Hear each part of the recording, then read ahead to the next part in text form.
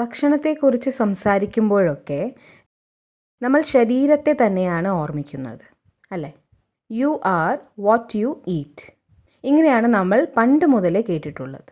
അതുകൊണ്ട് തന്നെ കണ്ണാടിയിൽ എന്നെ എങ്ങനെയാണോ കാണുന്നത്, ഞാൻ അത് തന്നെയാണ് എന്ന് നമ്മൾ വിശ്വസിക്കാനും തുടങ്ങി. നമ്മൾ എന്താണ് കഴിക്കേണ്ടത്? സംസ്കാരം, പാരമ്പര്യം, ലോകം, ഈ 3 ഘടകങ്ങൾ വളരെ പ്രധാനപ്പെട്ടവയാണ്. 2024 ജനുവരി 22-ന് നമ്മളെല്ലാവരും ഒരു ദൃഢനിശ്ചയം എടുക്കുകയുണ്ടായി. ഭാരതത്തിൽ രാമരാജ്യം വരണം എന്നതായിരുന്നു ആ സങ്കല്പം. അതിൽ തന്നെ ഒരു ചോദ്യവും അടങ്ങിയിട്ടുണ്ട്. രാമരാജ്യം വരണമോ അതോ നമ്മൾ രാമരാജ്യം സൃഷ്ടിക്കുകയാണോ വേണ്ടത്? രാമരാജ്യം കൊണ്ടുവരണമെങ്കിൽ നമ്മുടെ സ്വഭാവ സംസ്കാരങ്ങളും അതുപോലെ തന്നെ ഉള്ളതായി മാറണം.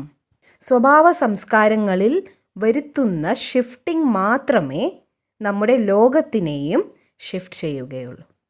അല്ലാതെ സ്വഭാവങ്ങളെയും ശീലങ്ങളെയും മാറ്റാതെ ചുറ്റുമുള്ള ലോകത്തെ പരിവർത്തനപ്പെടുത്തണമെന്ന് വിചാരിക്കരുത്. പുറമേ മാത്രമുള്ള കാര്യങ്ങൾ മാറ്റിയാൽ ഈ ലോകത്തും നമുക്ക് ചുറ്റുമുള്ള കാര്യങ്ങളിലും ധാരാളം വ്യത്യാസം വരുത്താമെന്ന് വിചാരിക്കരുത്. നമ്മൾ ആന്തരികമായി പരിവർത്തനപ്പെടുത്തുന്നവരെ പുറമേയുള്ള ഒന്നിനെയും ചേഞ്ച് ചെയ്യാൻ കഴിയില്ല. വീട്ടിലോ ഭാരതത്തിലോ ഈ ലോകത്തിലോ സ്വർഗവും നരകവും ഉണ്ടാകുന്നത് നമ്മുടെ സംസ്കാരങ്ങളെ ആശ്രയിച്ചാണ്. നമ്മുടെ സംസ്കാരങ്ങളെ എങ്ങനെ ചേഞ്ച് ചെയ്യണമെന്ന് ഈ വിഷയത്തെക്കുറിച്ചാണ് നമ്മളിപ്പോൾ സംസാരിച്ചു കൊണ്ടിരിക്കുന്നത്. രണ്ടാമതായി, ജൈസ അന്ന വൈസ മൻ എന്നാണ് പറയാറുള്ളത്. അതാണ് ലോ. ആഹാരം എങ്ങനെയാണോ മനസ്സും അങ്ങനെ തന്നെ ആയിരിക്കും. സംസ്കാരങ്ങൾ അഥവാ സ്വഭാവ സവിശേഷതകൾ എവിടെ നിന്നുമാണ് രൂപപ്പെടുന്നത്? ഇവിടെ. ആത്മാവിൽ നിന്നുമാണ് സ്വഭാവങ്ങൾ നിർമ്മിക്കപ്പെടുന്നത്. ഞാൻ ആത്മാവാണ്. ഞാൻ എൻ്റെ ചിന്തകളെ സൃഷ്ടിക്കാൻ തുടങ്ങുമ്പോൾ അതെൻ്റെ കർമ്മങ്ങളായി മാറുന്നു. ആവർത്തിച്ചു ചെയ്യുന്ന ഏത് കർമ്മവും എൻ്റെ സംസ്കാരങ്ങളായി മാറുകയും ചെയ്യുന്നു. എനിക്ക് എൻ്റെ സ്വഭാവ സംസ്കാരങ്ങളെ മാറ്റണമെങ്കിൽ ഞാൻ ആദ്യം എൻ്റെ ചിന്തയെ മാറ്റണം. എൻ്റെ ചിന്താശൈലികൾ മാറണമെങ്കിൽ ഞാൻ എൻ്റെ ഭക്ഷണ രീതികളെയാണ് ആദ്യം ചേഞ്ച് ചെയ്യേണ്ടത്. അതുകൊണ്ടാണ് ഇംഗ്ലീഷിൽ you are what you eat, I am what I eat ഇങ്ങനെ പറയുന്നത്. മാത്രമല്ല, ഈ ശരീരമാണ് എൻ്റെ ഭക്ഷണത്തിലൂടെ നിർമ്മിക്കപ്പെടുന്നത് എന്നാണ് നമ്മൾ വിചാരിച്ചത്. ഭാരതീയ സംസ്കാരത്തിൽ ഹിന്ദിയിൽ ഈ വരികൾ വളരെ മീനിങ്ഫുള്ളായി വിശകലനം ചെയ്യപ്പെട്ടിട്ടുണ്ട്. ജൈസ അന്ന വൈസ മൻ. അന്നം എങ്ങനെയാണോ മനസ്സും അങ്ങനെ തന്നെ ആയിരിക്കുമെന്നാണ് ഇതിൻ്റെ അർത്ഥം. അല്ലാതെ ജൈസ മൻ വൈസ തൻ എന്നല്ല. മനസ്സ് എങ്ങനെയാണോ ശരീരവും അങ്ങനെ തന്നെ ആയിരിക്കും ഉണ്ടാവുക എന്നല്ല പറയാറുള്ളത്. ഇറ്റ് ഈസ് ജൈസ അന്ന വൈസ മൻ. മനസ്സ് എന്നൊരു ഘടകത്തെ നമുക്ക് ഇതിനിടയിൽ നിന്നും ഇല്ലാതാക്കാൻ കഴിയില്ല. Food is influencing the mind and mind is also influencing the body. ആഹാരം മനസ്സിനെയും മനസ്സ് ശരീരത്തെയും സ്വാധീനിക്കുന്നുണ്ട്. ഇന്നത്തെ കാലത്ത് നമുക്കുണ്ടാവുന്ന മിക്ക രോഗങ്ങളും സൈക്കോസൊമാറ്റിക് അഥവാ മനസ്സിൽ നിന്നും ഉടലെടുക്കുന്നവയാണ് എന്നാണ് പഠനങ്ങൾ തെളിയിക്കുന്നത്. സാന്ത്വനവും ശുശ്രൂഷയുമൊക്കെ ശരീരത്തിന് മാത്രമല്ല ആത്മാവിനും ആവശ്യമാണ്. മനസ്സിനെയും ഹീൽ ചെയ്യണം. ഇന്നത്തെ സമൂഹത്തിൽ മാനസികാരോഗ്യവും ഒരു വെല്ലുവിളിയായി മാറിയിട്ടുണ്ട്. അത് ഏറ്റവും അധികം ബാധിച്ചിട്ടുള്ളത് യുവതലമുറയെയാണ്. ഞാനും നിങ്ങളുമൊക്കെ സ്കൂളിൽ പഠിച്ചിരുന്ന കാലത്ത് നമ്മൾ സ്ട്രെസ് എന്നൊരു വാക്കിനെക്കുറിച്ച് കേട്ടിട്ട് പോലും ഉണ്ടായിരുന്നില്ല. ശരിയല്ലേ? നമുക്ക് അറിയില്ലായിരുന്നു, അല്ലേ? അത് ഫിസിക്സിൽ വരുന്ന ഒരു വാക്ക് മാത്രമായിരുന്നു. അല്ലാതെ ഞാൻ സ്ട്രെസ്ഡ് ആണ്, നിങ്ങൾക്ക് സ്ട്രെസ് ഉണ്ട്, നമ്മളൊക്കെ സ്ട്രെസ്ഡ് ആണ്, സ്ട്രെസ് നോർമലാണ് എന്നൊന്നും അന്ന് പറയാറുണ്ടായിരുന്നില്ല. ഇത് വളരെ ഇമ്പോർട്ടൻ്റ് ആയ കാര്യമാണ്. കാരണം നമ്മൾ അത്ര പഴയ കാര്യമൊന്നുമല്ല സംസാരിച്ചു കൊണ്ടിരിക്കുന്നത്. ഇത് നമ്മൾ ക്രിയേറ്റ് ചെയ്തതാണ്. അതുകൊണ്ട് നമ്മൾ തന്നെ ഇതിനെ ചേഞ്ച് ചെയ്യുകയും വേണം. അത് വളരെ ഈസിയുമാണ്. ചേഞ്ച് ചെയ്യാൻ വളരെ ഈസിയാണ്. നിങ്ങൾക്കൊന്നും സ്ട്രെസ് ഉണ്ടായിരുന്നില്ലേ? അതെന്താണ് അങ്ങനെ എന്നാണ് നിങ്ങളുടെ കുട്ടികൾ ചോദിക്കാറുള്ളത്, അല്ലേ? സ്ട്രെസ് ഇല്ലാത്ത കാലം, ഇത് സങ്കല്പിക്കാൻ പോലും കഴിയാത്ത ഒരു കാര്യമായിട്ടാണ് ഇന്നത്തെ കുട്ടികൾക്ക് തോന്നുക. നമുക്ക് സ്ട്രെസ് ഉണ്ടായിരുന്നില്ല. നമ്മൾ കൊല്ലത്തിൽ 1, 2 അല്ലെങ്കിൽ 3 പ്രാവശ്യം മാത്രം ടെൻഷൻ എന്ന വാക്ക് പറഞ്ഞിരുന്നു. അതും പരീക്ഷയ്ക്ക് ഒരു ദിവസം മുൻപും റിസൾട്ട് വരുന്നതിന് ഒരു ദിവസം മുൻപും മാത്രം. ബാക്കിയുള്ള 363 ദിവസങ്ങൾ ടെൻഷനേ ഉണ്ടായിരുന്നില്ല. ആ ലോകത്ത് നിന്നും നമ്മൾ മാറി സ്ട്രെസ് നോർമലാണ് എന്ന് പറയാൻ തുടങ്ങി. അങ്ങനെ എല്ലാവരും അതിനെ നോർമലായി കാണാനും തുടങ്ങി. വളരെ പെട്ടെന്ന് തന്നെ നമ്മൾ ഐ ആം ഡിപ്രസ്ഡ് ടുഡേ എന്ന് പറയാനും തുടങ്ങി. ആ ഒരു അവസ്ഥയിലേക്ക് നമ്മൾ എത്തിച്ചു. ഈ ഇമോഷൻസും നമ്മുടെ ഇത്തരം സ്വഭാവ സംസ്കാരങ്ങളുമൊക്കെ ഓരോ അസുഖങ്ങളാണ്, ഡിസീസാണ്. ഡിസ് ഈസ്, അതായത് അസുഖം എന്നാൽ സുഖമില്ലാത്ത അവസ്ഥ എന്നാണ് അർത്ഥം. മനസ്സ് ശാന്തവും സമാധാനവുമായി ഇരിക്കുമ്പോൾ മനസ്സ് സുഖമായി ഇരിക്കുകയാണ്.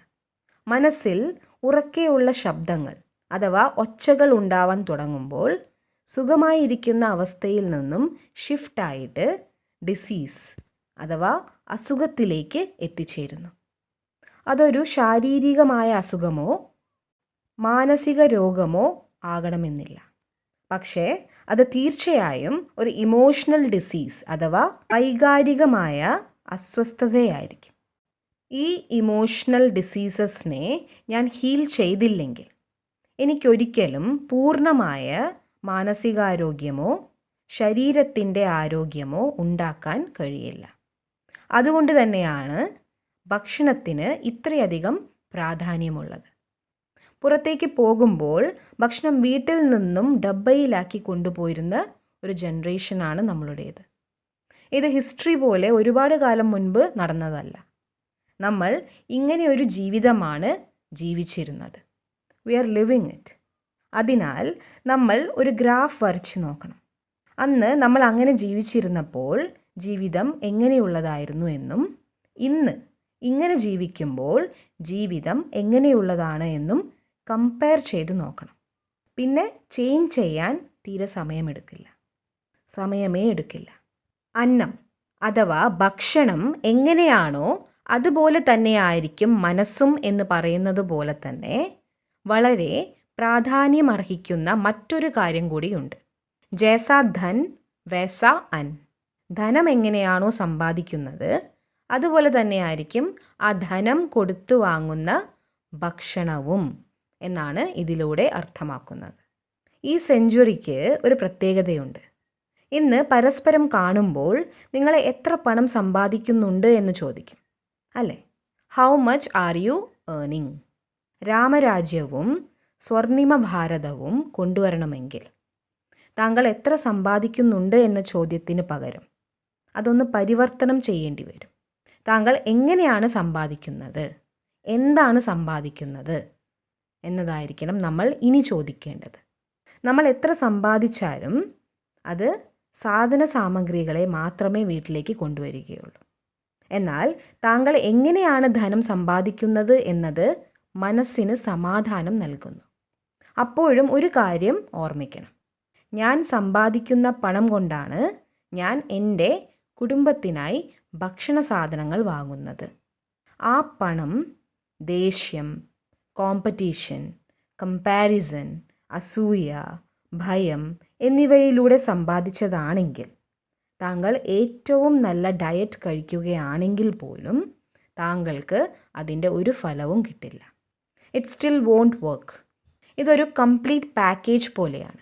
അതിൻ്റെ എല്ലാ ഭാഗങ്ങളും നമ്മൾ ശ്രദ്ധിക്കേണ്ടതുണ്ട്. ഞാൻ മില്ലറ്റ്സ് തന്നെയായിരുന്നു കഴിച്ചിരുന്നത്, എന്നിട്ടും എനിക്ക് ഈ അസുഖം വന്നു, ഇങ്ങനെ പറയേണ്ടി വരുന്നു. കാരണം അത് പാകം ചെയ്യേണ്ട വിധം, കഴിക്കേണ്ട വിധമൊക്കെ പ്രാധാന്യമുള്ളതാണ്. അതിലും പ്രധാനമായി ഏത് വിധത്തിൽ ഉണ്ടാക്കിയ പണം കൊടുത്താണ് അത് വാങ്ങുന്നതെന്നും ശ്രദ്ധിക്കണം. It's vibration. Money is not currency, it's a vibration. പണം ഇടപാടുകൾ നടത്താനുള്ള സാധനം മാത്രമല്ല, അതൊരു വൈബ്രേഷനും കൂടിയാണ്. എനിക്ക് വേണ്ടി ജോലി ചെയ്യുന്ന ആളുടെ നേർക്ക് ഞാൻ ഒച്ചയെടുത്ത് സംസാരിച്ചു. ഞാൻ എൻ്റെ ക്ലയൻറ്റിനെ ചതിച്ചു. ഇതിലൊക്കെ മറ്റാരുടെയൊക്കെയോ വേദന കലർന്നിട്ടുണ്ടാവും. ആരുടെയെങ്കിലും ദുഃഖം ഉൾപ്പെട്ടിട്ടുണ്ടാവും. നമ്മുടെ വീട്ടിലേക്ക് വരുന്ന ആ പണം കൊണ്ട് നമ്മൾ സാധനങ്ങൾ, ധാന്യങ്ങൾ വാങ്ങുന്നു. അതിനാൽ ഏറ്റവും ആദ്യം പണം വരുന്ന വഴിയെ ശ്രദ്ധിക്കണം. രണ്ടാമതായി ശ്രദ്ധ നൽകേണ്ടത് ഭക്ഷണത്തിലാണ്. എൻ്റെ വയർ ലൈറ്റായി ഇരിക്കണമെങ്കിൽ അതിനും എൻ്റെ മനസ്സ് ലൈറ്റായി ഇരിക്കേണ്ടത് അത്യാവശ്യമാണ്. മനസ്സിനും വയറിനും തമ്മിലുള്ള ബന്ധം നമുക്കറിയാം. അത് നമ്മൾ എപ്പോഴും അനുഭവിക്കാറുള്ള ഒരു കാര്യമാണ്. മനസ്സ് ഭാരിച്ചതായി ഇരിക്കുകയാണെങ്കിൽ നമ്മുടെ ദഹന വ്യവസ്ഥ അസ്വസ്ഥമാകുന്നത് കാണാം. പരീക്ഷയ്ക്ക് പോകുന്ന ദിവസം വയറിനാണ് അസ്വസ്ഥത തോന്നാറുള്ളത്, അല്ലേ? ശരിയല്ലേ? ആദ്യമായി ഇൻ്റർവ്യൂവിന് പോകുമ്പോഴും വയറിലാണ് അസ്വസ്ഥത തോന്നാറുള്ളത്. ആദ്യമായി സ്റ്റേജിൽ കയറി സംസാരിക്കേണ്ടി വരുമ്പോഴും ഇത് തന്നെയാണ് തോന്നാറുള്ളത്. ദഹനത്തിന് ഒരു പ്രശ്നവുമില്ലായിരുന്നു. എന്നിട്ടും എന്തുകൊണ്ടാണ് ഇങ്ങനെ തോന്നുന്നത്? മനസ്സിന് അസ്വസ്ഥതകൾ ഉണ്ടായിരുന്നു. അതാണ് ഇതിനെല്ലാം കാരണം. ഞാൻ മനസ്സിൽ സ്ട്രെസ്സും എങ്സൈറ്റിയും ക്രിയേറ്റ് ചെയ്യുമ്പോൾ അതെൻ്റെ വയറിനെ ബാധിക്കുന്നു. ഇതിൻ്റെ വിപരീതമായ കാര്യങ്ങളും സംഭവിക്കാറുണ്ട്. വയറ്റിൽ എന്തെങ്കിലും ഒരു പ്രശ്നം ഉണ്ടാവുകയാണെങ്കിൽ അത് മനസ്സിനെ ബാധിക്കാറുണ്ട്. കാരണം ഇവ രണ്ടും അത്രയ്ക്ക് കണക്റ്റഡ് ആണ്. The gut and the mind is connected. ഏതെങ്കിലും ഒന്നിനെ ശ്രദ്ധിച്ചു പരിപാലിക്കുമ്പോൾ മറ്റേതിനും അതിൻ്റെ ഗുണം ലഭിക്കും. ദഹന വ്യവസ്ഥ ശരിയാണെങ്കിൽ മനസ്സ് ശരിയായി നിൽക്കും. മനസ്സ് ശരിയായി നിൽക്കുമ്പോൾ ഞാൻ ശരിയായ ഭക്ഷണം കഴിക്കും. അപ്പോൾ എൻ്റെ വയറ് ശരിയായി ഇരിക്കും. എക്സ്പെരിമെൻറ്റ് ചെയ്തു നോക്കണം. പരീക്ഷിച്ച് നോക്കിയാലേ റിസൾട്ട് എന്താണെന്ന് അറിയൂ. എക്സ്പീരിയൻസ് ഉണ്ടാവുമ്പോൾ സ്വന്തം അനുഭവങ്ങൾ ധാരാളം പേരുമായി പങ്കുവയ്ക്കും. അതിലൂടെ ധാരാളം പേരുടെ ഭാഗ്യവും മാറും. ഇതെല്ലാം ആഴ്ചയിൽ ഒരിക്കൽ മാത്രം ചെയ്യാനുള്ളതല്ല. ആഴ്ചയിൽ ഒരു തവണ മാത്രം ഈ സിസ്റ്റം ഫോളോ ചെയ്താൽ ഒരു ചേഞ്ചും ഉണ്ടാകാൻ പോകുന്നില്ല. You won't get any change. ചില ഭക്ഷണ സാധനങ്ങൾ ആഴ്ചയിൽ ഒരിക്കൽ കഴിച്ചാൽ പോലും അവ ശരീരത്തിന് ബുദ്ധിമുട്ടുണ്ടാക്കും. അത് നമ്മുടെ മനസ്സിലുള്ളത് കൊണ്ട് നമ്മൾ അവ കഴിക്കില്ല. ജനുവരി മുതൽ അങ്ങനെ ചില ഭക്ഷണങ്ങൾ നമ്മൾ ഒഴിവാക്കി. കാരണം അവ നമ്മുടെ എല്ലാ പ്രയത്നങ്ങളെയും ഇല്ലാതാക്കുമെന്നതാണ് അതിൻ്റെ കാരണം. എൻ്റെ ശരീരത്തിൽ ഇതിലൂടെ എന്ത് വ്യത്യാസമാണ് ഉണ്ടാവുക എന്നാണ് ആദ്യം എനിക്ക് തോന്നിയത്. എൻ്റെ എല്ലാ ബ്ലഡ് ചെക്കപ്പും ഓക്കെ ആയിരുന്നു. എന്നാൽ മില്ലറ്റ്സ് കഴിക്കാൻ തുടങ്ങിയതിനു ശേഷം എൻ്റെ ശരീരത്തിന് കാര്യമായ മാറ്റങ്ങൾ അനുഭവപ്പെടാൻ തുടങ്ങി. പ്രധാനമായും എൻ്റെ എനർജി ലെവൽ ഹൈ ആയി. 5-10 ദിവസം തുടർച്ചയായി യാത്ര ചെയ്താലും ഒരു ക്ഷീണവും ഉണ്ടാവുന്നില്ല. 2-3 സിറ്റികളിൽ ഒരു ദിവസം യാത്ര ചെയ്താലും ധാരാളം പ്രോഗ്രാംസ് ഉണ്ടെങ്കിലും എനർജി ലെവൽ ഹൈ ആയി തന്നെ നിൽക്കുന്നു. എനിക്ക് തന്നെ അതിശയമായി. എൻ്റെ മെഡിറ്റേഷൻ നല്ലതായതുകൊണ്ടാണ് എനർജി തോന്നുന്നത് എന്നാണ് ഞാൻ ആദ്യം വിചാരിച്ചത്. എന്നാൽ അതൊക്കെ ഞാൻ മുമ്പും ചെയ്തിരുന്നു, അല്ലേ? ഞാൻ മറ്റെന്തോ ചേഞ്ച് ആക്കിയിട്ടുണ്ട്. കാരണം നമ്മൾ കഴിക്കുന്ന ധാന്യങ്ങളും നമ്മുടെ എനർജി ലെവലും തമ്മിൽ ബന്ധമുണ്ടെന്ന് എനിക്ക് ആദ്യം മനസ്സിലാക്കാൻ കഴിഞ്ഞില്ല. പിന്നെയാണ് ഞാൻ ഇത് ഒരു പരീക്ഷണമായി എടുത്തത്. ക്ഷീണമില്ലാതിരിക്കുക, രാവിലത്തെ അതേ എനർജി രാത്രി വരെ നിലനിൽക്കുക, ഇതൊക്കെ ഈ മില്ലറ്റ് ഡയറ്റിൻ്റെ ഗുണങ്ങളാണെന്ന് ഞാൻ മനസ്സിലാക്കി. എന്ത് റിസൾട്ട് കിട്ടണമെങ്കിലും ആ കാര്യം സ്ട്രിക്റ്റായി ഫോളോ ചെയ്യണം. 3 മാസം 100% ഫോളോ ചെയ്യണം. പകുതി വേണോ വേണ്ടയോ എന്ന രീതിയിൽ ചെയ്യരുത്. Because then we won't see the results കാണാതെ നമ്മൾ നമുക്ക് ശരിയാണെന്ന് തോന്നുന്ന കാര്യത്തിലേക്ക് മാറുകയില്ല. മെഡിറ്റേഷൻ ആയാലും ഡയറ്റ് ചേഞ്ച് ആയാലും 3 മാസം അതിലേക്ക് നിങ്ങളുടെ 100% നൽകുക. See your result and then make it your truth. എന്നാൽ മാത്രമേ ആ വിശ്വാസം നിങ്ങളിൽ ഉറയ്ക്കുകയുള്ളൂ. നമ്മൾ അത് ചെയ്ത് മനസ്സിലാക്കുന്നത് വരെ, റിസൾട്ട്സ് കാണുന്നത് വരെ നമുക്കത് അറിയില്ല. അതൊരു ഡയറ്റാണ് എന്ന് മാത്രമേ നമുക്ക് തോന്നൂ. അതെൻ്റെ ഒരു ബിലീഫ് സിസ്റ്റം മാത്രമായിരുന്നു. എന്നാൽ ഇന്ന് ആ ബിലീഫ് സിസ്റ്റം എൻ്റെ ജീവിതത്തിലെ യാഥാർത്ഥ്യമായി മാറി. Today it's my truth. It's my truth. ഞാൻ എക്സ്പെരിമെൻറ്റ് ചെയ്യുകയും ഞാൻ എക്സ്പീരിയൻസ് ചെയ്യുകയും ചെയ്യുമ്പോഴാണ് അത് സത്യമാണെന്ന് എനിക്ക് മനസ്സിലാകുന്നത്. മാത്രമല്ല, ഞാൻ എൻ്റെ അനുഭവങ്ങളെയാണ് ഉറപ്പോടെ മറ്റുള്ളവരുമായി പങ്കുവയ്ക്കുന്നത്. അതിൽ എൻ്റെ വൈബ്രേഷൻസ് ഉണ്ട്. അതിനാൽ 3 മാസത്തേക്ക് ചെയ്തു നോക്കൂ. ഒപ്പം വളരെ സ്ട്രിക്റ്റായ ഒരു വെജിറ്റേറിയൻ ഡയറ്റും ഫോളോ ചെയ്യാൻ ആരംഭിക്കും. ആ വെജിറ്റേറിയൻ ഡയറ്റ്. കാരണം എങ്ങനെയാണോ ആഹാരം, മനസ്സും അങ്ങനെയായി മാറുക തന്നെ ചെയ്യും. മൂന്നാമതായി വളരെ ഇമ്പോർട്ടൻ്റ് ആയ ഒരു കാര്യം കൂടിയുണ്ട്. നമ്മൾ എന്താണ് കഴിക്കുന്നത് എന്നതിനേക്കാളുപരി അത് നമ്മൾ എങ്ങനെയാണ് പാകം ചെയ്യുന്നത് എന്നതിലും എങ്ങനെ കഴിക്കുന്നു എന്നതിലും ശ്രദ്ധ വയ്ക്കണം. So let's make it a complete package. How I earn, how I cook, what I eat, how I eat. ജൈസ അൻ വൈസ മൻ. ഇത് പറഞ്ഞാൽ എന്താണ്? ഞാൻ ഭക്ഷണം പാകം ചെയ്യുന്ന സമയത്തുള്ള എൻ്റെ സ്റ്റേറ്റ് ഓഫ് മൈൻഡിന് കൂടി അതിലൊരു പ്രധാന പങ്കുണ്ട് എന്നാണ് ഇതിനർത്ഥം. അതുകൊണ്ട് തന്നെയാണ് ലോകത്തെവിടെ നിന്നും ഭക്ഷണം കഴിച്ചാലും വീട്ടിൽ അമ്മയുണ്ടാക്കുന്ന ഭക്ഷണത്തിൻ്റെ അത്ര രുചി വേറെ എവിടെയും ലഭിക്കാത്തത്. അമ്മ കഴിക്കാൻ ഉണ്ടാക്കി തരൂ എന്നാണ് നമ്മൾ പറയാറുള്ളത്.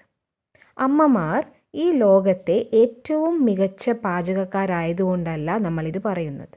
അമ്മയുണ്ടാക്കുന്ന ഓരോ ഭക്ഷണ സാധനങ്ങളിലും അമ്മയുടെ സ്നേഹം, അമ്മയുടെ എനർജി, അമ്മയുടെ അനുഗ്രഹങ്ങൾ, തൻ്റെ മക്കൾ ഹാപ്പിയായി ഇരിക്കണമെന്നുള്ള ഒരു അമ്മയുടെ ശുദ്ധമായ ഇൻറ്റൻഷൻസ്, ഇതെല്ലാം ആ ഫുഡിന് വളരെ വ്യത്യസ്തമായ രുചിയും മണവും നൽകും.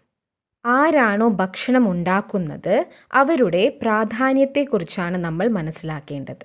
വീട്ടിൽ ചെറിയൊരു പരീക്ഷണം നടത്തി നോക്കാം.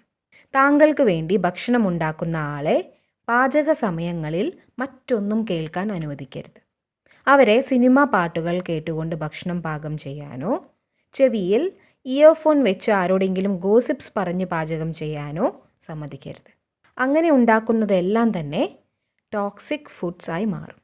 അടുത്തതായി, അടുക്കളയിൽ പാചകം നടക്കുമ്പോൾ ഏതെങ്കിലും ഹൈ വൈബ്രേഷനിലുള്ള വാക്കുകൾ, ഭജനകൾ, മന്ത്രങ്ങൾ, അങ്ങനെ നിങ്ങളുടെ ഫാമിലിക്ക് ഇഷ്ടമുള്ള എന്തെങ്കിലും ഒന്ന് ഓൺ ചെയ്തു വെക്കണം. Kitchen should vibrate with high energy words. എങ്ങനെയാണ് ക്ഷേത്രങ്ങളിലും ഗുരുദ്വാരകളിലും പ്രസാദമുണ്ടാക്കുന്നത്?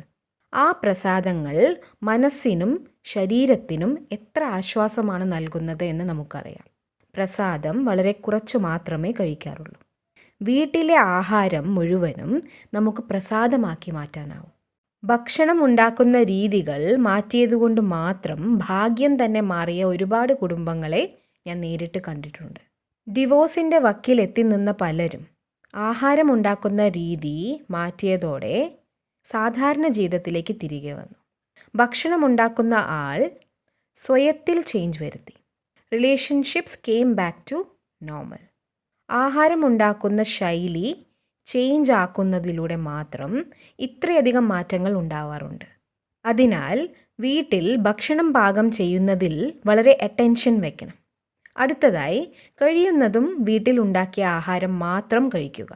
കാരണം പുറമേ നിന്ന് കഴിക്കുന്ന ഭക്ഷണത്തിലെ പ്രധാനമായ എനർജി അത് വിൽക്കുമ്പോൾ കിട്ടുന്ന ലാഭം മാത്രമാണ്. അല്ലാതെ മറ്റൊരു പോഷകവും എനർജിയും അതിലുണ്ടാവില്ല. നിങ്ങളിൽ നിന്നും കിട്ടുന്ന പ്രോഫിറ്റാണ് അതിലെ എനർജി. അവർ ലാഭം മാത്രമാണ് നോക്കുന്നത്, അല്ലാതെ ഒന്നും നിങ്ങൾക്ക് അതിൽ നിന്നും ലഭിക്കുന്നില്ല. U eat, I earn. അതിലെ പ്രധാന എനർജി പണം മാത്രമാണ്. അതുകൊണ്ട് തന്നെയാണ് ഇന്ന് ആളുകൾ വളരെ മെറ്റീരിയലിസ്റ്റിക് ആയി മാറിയത്. അവസാനമായി, നമ്മുടെ മനസ്സിനെയും ദഹന വ്യവസ്ഥയെയും സ്വാധീനിക്കുന്ന ഒരു സംസ്കാരം കൂടിയുണ്ട്. ഭക്ഷണം കഴിക്കുന്ന സമയത്ത് നമ്മൾ നോക്കുകയും കാണുകയും ചെയ്യുന്ന സ്ക്രീൻസ്. ടി വി കണ്ട് ഫോൺ നോക്കി കഴിക്കുന്ന ശീലമാണ് നമുക്കുള്ളത്. നമ്മൾ ടി വി കണ്ടു ഭക്ഷണം കഴിക്കും. ഇടയിൽ ഫോൺ വന്നാൽ അതെടുത്ത് സംസാരിക്കുകയും ചെയ്യും. Eating and cooking is like A ritual. ഭക്ഷണം പാകം ചെയ്യുന്നതും അത് കഴിക്കുന്നതും ഒരു പ്രാർത്ഥന പോലെയാകണം. നമ്മൾ കഴിക്കുന്ന ആഹാരം മനസ്സിനും ശരീരത്തിനും ആരോഗ്യം പകരണം. മനസ്സ് ശരിയായിരുന്നാൽ സംസ്കാരം ശരിയായിരിക്കും. സംസ്കാരങ്ങൾ ശരിയായാൽ കർമ്മങ്ങൾ നല്ലതാകും. കർമ്മങ്ങൾ ശരിയായാൽ അപ്പോൾ മാത്രമേ ശ്രേഷ്ഠമായ ഭാഗ്യങ്ങൾ ഉണ്ടാവുകയുള്ളൂ. So the food is affecting up to the destiny of the individual. ഒരു വ്യക്തിയുടെ ഭാഗ്യത്തെ വരെ സ്വാധീനിക്കാനുള്ള കഴിവ് അയാൾ കഴിക്കുന്ന ഭക്ഷണത്തിനുണ്ട്. അടുത്ത 3 മാസത്തേക്ക് മറ്റൊരു എക്സ്പെരിമെൻ്റ് കൂടി ചെയ്തു നോക്കണം. ഭക്ഷണം കഴിക്കുമ്പോൾ സ്ക്രീൻസ് നോക്കുന്നത് നിർത്തണം. ആഹാരം കഴിക്കാൻ വെറും 15 മിനിറ്റ് മാത്രമേ ആവശ്യമുള്ളൂ. അശ്രദ്ധയോടെ ഭക്ഷണം കഴിക്കുമ്പോൾ സംഭവിക്കുന്നത് എന്താണെന്നും അതിലൂടെ നമ്മുടെ കുട്ടികൾക്കും രാജ്യത്തിനും ലോകത്തിനും സംഭവിക്കുന്നത് എന്താണെന്നും ഓൺലൈനിൽ റിസർച്ച് ചെയ്ത് നോക്കിയാൽ അറിയാം. ഇതൊന്നുമില്ലാതെ ഭക്ഷണം കഴിക്കുന്നത് എങ്ങനെയെന്ന് കുട്ടികൾക്ക് അറിയുകയില്ല.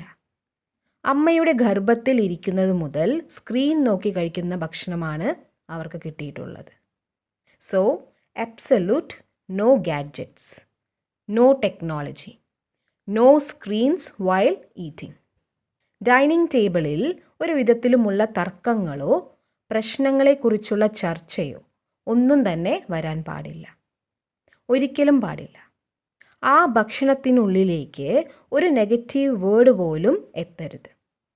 അത് നമ്മുടെ പ്രസാദമാണ്. ഭക്ഷണം കഴിക്കുന്നതിന് മുമ്പായി 10 സെക്കൻഡ് ഒന്ന് പോസ് ചെയ്ത് പരമാത്മാവിനെ ഓർമ്മിച്ച് ഹൈ എനർജി വേർഡ്സിനോടൊപ്പം ആ ഭക്ഷണത്തിനെ വീണ്ടും എനർജൈസ് ചെയ്യണം. നിശബ്ദമായി സൈലൻസിലിരുന്ന് ഭക്ഷണം കഴിക്കുന്നതാണ് ഏറ്റവും നല്ലത്. എന്തെങ്കിലും പരസ്പരം സംസാരിക്കണം എന്നുണ്ടെങ്കിൽ തന്നെ അത് പോസിറ്റീവായ കാര്യങ്ങൾ മാത്രമാകണം. ഇന്നത്തെ കാലത്ത് രാവിലെ എല്ലാവരും തിരക്കു പിടിച്ചാണ് ബ്രേക്ക്ഫാസ്റ്റ് കഴിക്കാറുള്ളത്. ലഞ്ച് കഴിക്കുന്നത് ഓഫീസിലാണ്.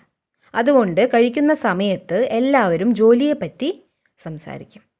രാത്രി എല്ലാവരും വീട്ടിൽ ഒന്നിച്ച് കഴിക്കുന്ന സമയത്ത് മുഴുവൻ കുടുംബത്തിൻ്റെയും പ്രോബ്ലംസ് ഡൈനിങ് ടേബിളിലേക്ക് ഒരു ഡിസ്കഷനായി വരും. ഈ 3 നേരങ്ങളിലെയും ഭക്ഷണം ഒരിക്കലും ഹൈ വൈബ്രേഷനിൽ ഉള്ളതാവുന്നില്ല. ഞാൻ പറഞ്ഞ കാര്യങ്ങളെല്ലാം ചെയ്യുന്നത് വളരെ ഈസിയാണ്. വളരെ ഈസിയാണ്. It's just prioritising. അവനവൻ ചെയ്യേണ്ട കാര്യങ്ങൾക്ക് മുൻഗണന നൽകണം. ഞാൻ ഹൈ വൈബ്രേഷണൽ ആയ ഫുഡ് മാത്രമേ ഉണ്ടാക്കൂ. വളരെ സൈലൻ്റായി അത് കഴിക്കുകയും ചെയ്യും. അതിലൂടെ എൻ്റെ മനസ്സും ശരീരവും ഹെൽത്തിയാവും. ബന്ധങ്ങൾ മെച്ചപ്പെടും. കർമ്മങ്ങൾ ചേഞ്ചാവും. വീടും കുടുംബവും പരിവർത്തനപ്പെടും. നമുക്ക് ചുറ്റുമുള്ള ലോകവും മാറും.